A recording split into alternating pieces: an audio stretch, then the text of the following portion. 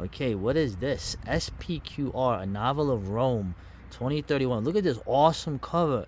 Who is this guy? James LaFond. This guy, James LaFond, wrote this.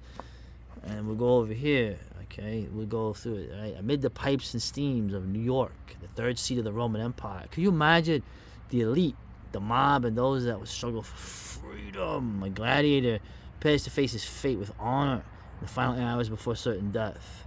Two runaway slaves, twin brother and sister, seek the secret catacombs of Elysium. Unable to bear the separation of being sold off to various owners, they make a desperate bid for that rare thing called liberty. He to the glory of the arena, she to the love of a gladiator. A faded empire, now mired in a swamp of decadence, intrigue, corruption, and endless foreign wars. What kind of place is that? From cult author. Yeah, my I didn't man. write the dust cover. No, oh, come on. So Oh, Jeth Randolph wrote this dust no, cover. my I man. didn't. Yo, mate. Jeth, thank you, mate. From cult author James LaFond comes S.P.Q.R., a savage alternate future with echoes of our own by Casting Darts Publishing. Okay, so now give a background of this. Give a background of how this was published by Jeth Randolph. Jeth had me write a chapter in his second book. So we were listed as both authors on his account. And I had posted an article like some 6 months ago that I had 74 unpublished books. I was looking for somebody to put them into print, and we made an arrangement. So him and a couple of other martial arts people over in England started Casting Darts Publishing. So this is their third book. And the Casting Darts Publishing, the icon that they came up with is based on Casting Darts into the Eye of Leviathan, which is an article that Jeth and I did together. Where do you see that symbol? I can't place that symbol anywhere. What are you trying to say? I got no money? Anyway, just kidding. Chill. So, Jeth is a self-defense writer, and he's a tradesman, and he's an instructor. And he read my novel Q, and he really liked it. And he told me that he used to write poetry, and he was interested in writing some action novels in the future. And he thought that practicing editing my stuff would actually help prepare him and his crew for doing novels in the future, because writing about self-defense is trickier and trickier. It's something I've tried to phase myself out of. Yeah.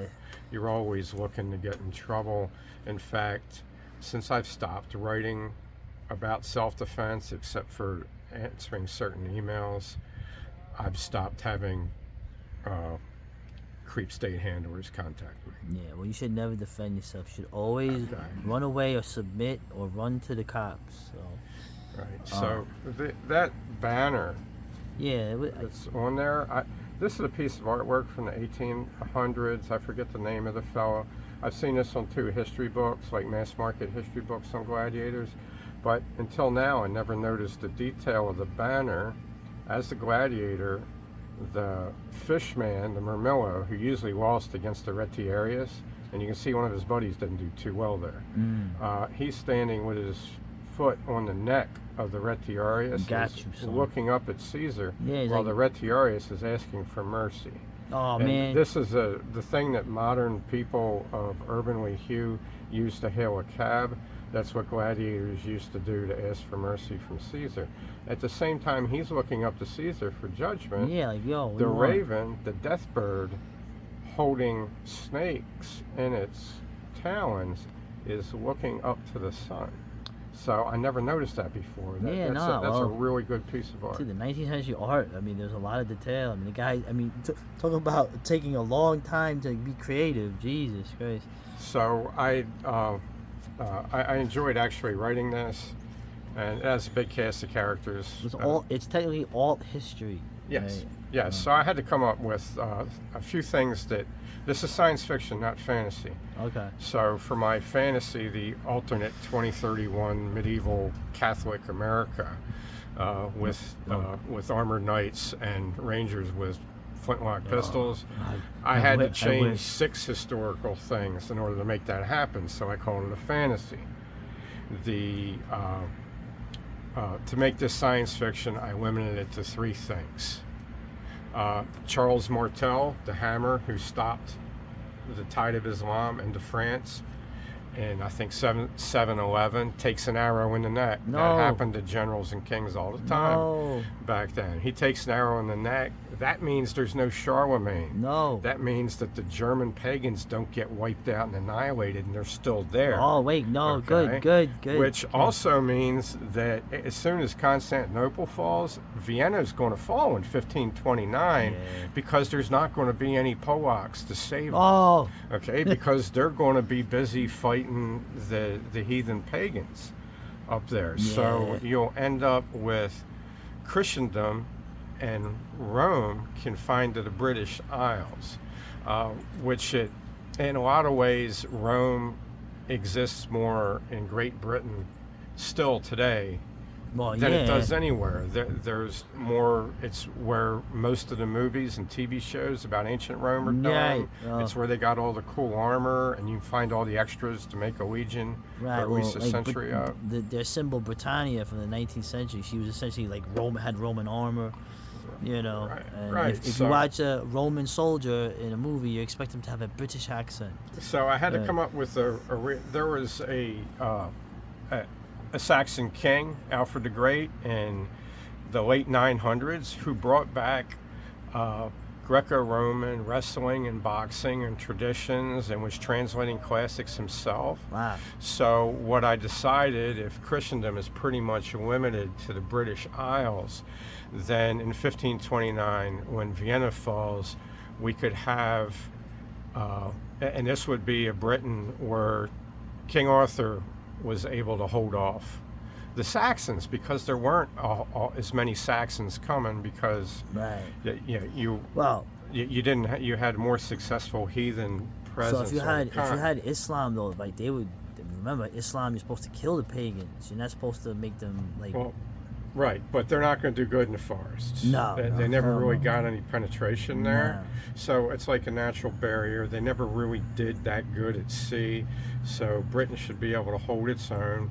So the big technological advantage is steam power was brought up in Britain industrially. So Rome really thrives when it gets sea power, and then it starts kind of acting like Interesting. modern Britain. Interesting. So I had in 1529 author Britannicus, the Augustus of Rome, what's been reorganized on the Diocletian model. He reinstitutes 12 of the gladiatorial houses as crusading orders to fight against heathens and to fight against Muslims. And that's, each one of them follows one of the apostles as their patron saint, and each one of them gets a month where they're favored, and they are in charge of making sure the praetorians do not start delegating power. Right. Okay, which is, so he brings them back as a crusading order that's also a check on the praetorian power of the home army. So Rome basically settled America. So they probably had some good battles with the Indians. Yes, You yes. know. So Although you could argue a conquistador in the end is sort of like the last vestige of the Roman soldier. yes, You know, if you look at them. yes. So I made sure I covered that, and the alternative history in the back is a history of each of the crusading orders. Right. And it was fun. I don't plan on doing another one. I left it open, but I probably won't do another one. As someone who usually roots for the Indians against the English, with the Spanish, I will say, we're not sorry. That's a reference to yesterday. The memes are all over the place. We're not sorry for Columbus. Although, the revelations of Columbus, okay, all right, Well, come I've on. known that for 30 years. No, Now all of a sudden it's a no. big surprise. No, it doesn't matter. I mean, it was northern Italy was the seat of finance and academics up until the time when people were given the choice to convert to Catholicism or get out. Okay, so some of them converted. Amongst them, I think Columbus's parents Yeah. Well, like I said, his parents. He was a pious Christian. He was a mystic. And I still like Holmes. his journey was he sold it and envisioned it as a crusade. It was a Right. way to go around the world and sneak up behind the Muzzies. That's how he promoted it. Go tell him in South Philly that you'll see what those. Yeah. So he's Columbus's last voyage was just fantastic. He ends up taking a canoe halfway across the Caribbean with 2 loyal Taino Indian guys to get word that his crew is shipwrecked on an island and get help back to them. He was really a master navigator. Right. And also a link to Hispaniola, which is to say DR. And he saw a UFO. He put it in his journal. He saw a UFO. Yeah, See now, they call it something else now. It's coming together. They have like some other term for it now. Aliens, please come back. Come to this place. Please help us. So thank you, Jeth Randolph, for a really nice looking novel. I'm gonna put a link in the description. Hey, that's what you're supposed to say in these videos, apparently. Oh, I'm gonna put a link in the description for Jeth Randolph's books. I like the fact he's a working dude in England, in that place. You know, a little modern, self-defense guy, like in the vein of like Jeff Thompson or Lee Morrison or Sean Gannon, those dudes. It's interesting to look at his thing because I think he's coming from it more from your perspective. You're not a bouncer, you're not a doorman. You're a regular working stiff trying to live in this world that they're flooding you with these enemies from above and below with pigs everywhere. So I can see where he, thanks, Jeth. Thanks a lot, mate.